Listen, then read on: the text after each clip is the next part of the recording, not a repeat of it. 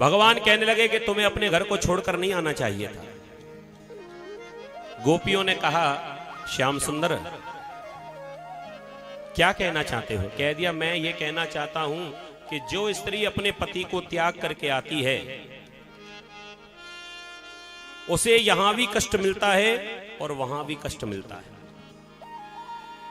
पति स्त्रीभिर नहातव्यो लोकेप्सुभिर पातकी, ऐसे उपत कर किए अपमाना, नारे पाए जमपुर दुख नाना। तो लोक में भी उसका कोई सम्मान नहीं करता और परलोक भी उसका बिगड़ जाता है।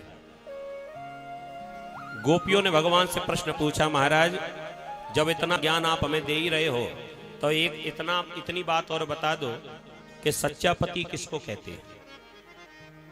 भगवान ने कहा, पति तो पति होता है, सच्चा और नकली क्या? कह दिया, महाराज मैं बताता हूं, आप हमारी प्रश्न का उत्तर देना। एक पतिव्रता स्त्री, आप लोग भी थोड़ा दिमाग लगाना, क्या हो सकता है इसका उत्तर? एक स्त्री अपने पति से बड़ा प्रेम करती थी, बड़ी सेवा करती थी। इसने अपने मन में ऐसा संकल्प किया कि जब तक अपने पति को भोजन नहीं करा दूंगी तब तक स्वयं जल भी नहीं पीऊंगी। ऐसा व्रत रोज करती थी। जब पति को भोजन कराती थी और पति की थाली को लेकर स्वयं उसमें जो प्रसादी बचती थी तब जाकर उसका व्रत खुलता था रोज। ऐसी सेवा करते करते करते समय बीता। एक दिन की बात, पतिदेव ने अपना सामान जमाया किसी बैग में और ये जाने की तैयारी करने लगा। पत्नी ने पूछा, महाराज आप कहां जा रहे हो?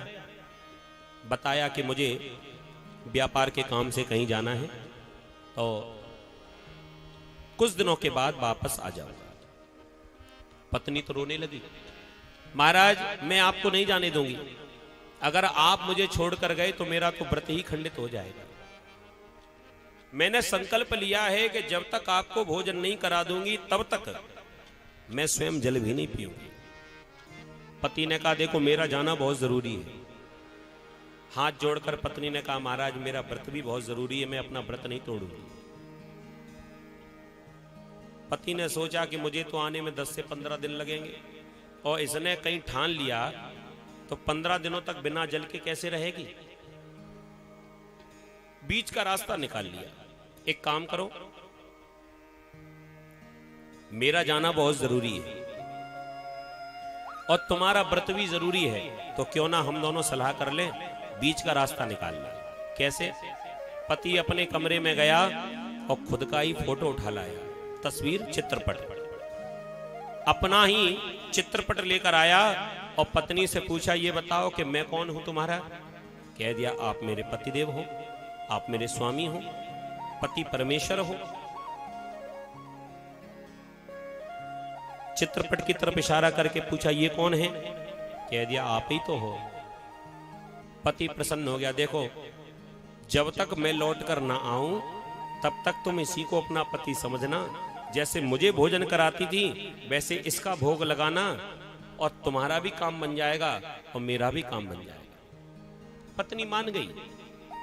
पति तो गया परदेश और इसने चौकी के ऊपर बढ़िया नया वस्त्र बिछाया और उसके ऊपर अपने पति के तस्वीर को विराजमान किया और जैसे सच्चे पति को मन से प्रेम करती थी, उस नकली तो है चित्रपट के भीतर, असली तो नहीं है, लेकिन उसका भाव असली हो गया और वो जैसे असली पति के लिए भोजन पकाती थी, थाली लगाती थी और भोजन कराती थी,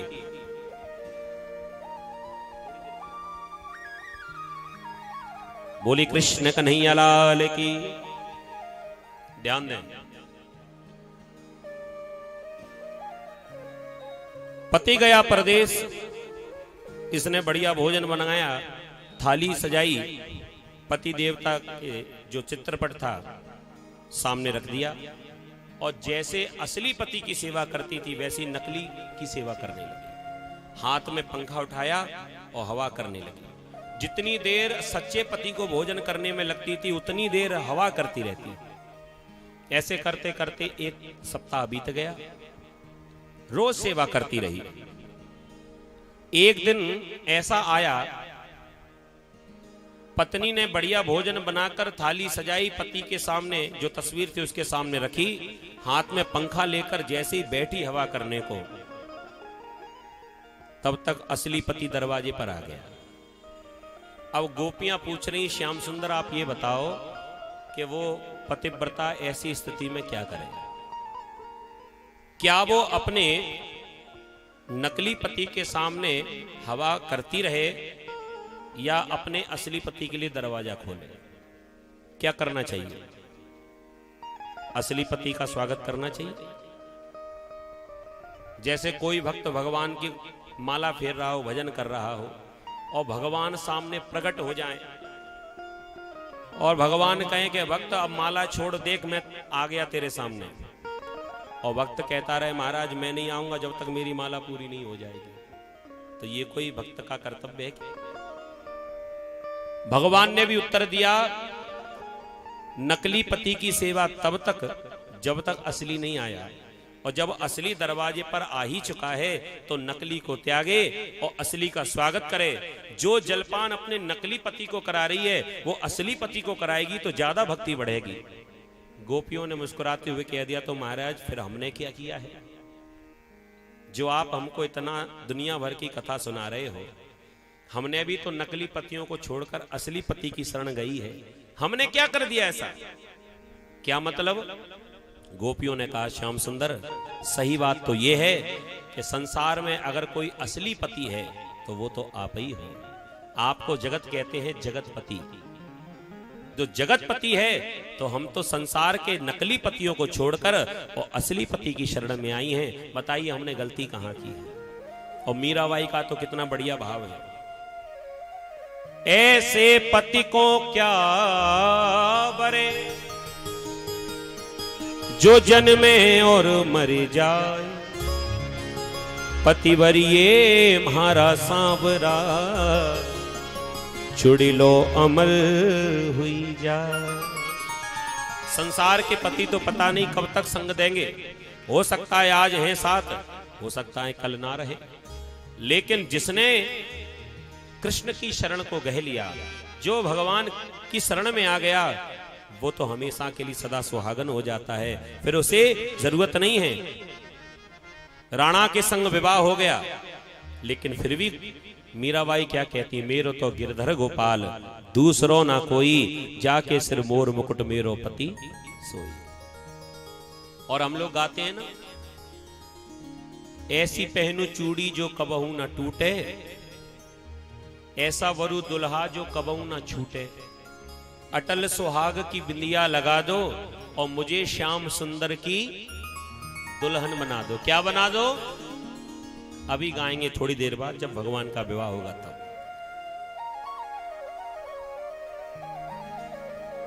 आप लोग इस भजन को पहले भी सुन चुके होंगे।